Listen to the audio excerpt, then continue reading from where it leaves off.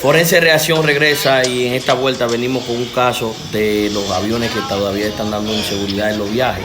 Mi hermano DJ Chipa, que está cumpliendo algunos compromisos en Argentina, nos explica que el avión venía con un poco de dificultad. Vamos a escuchar. Eso le suena. Eso venía, era plan, plan, plan, plan, plan, plan, plan.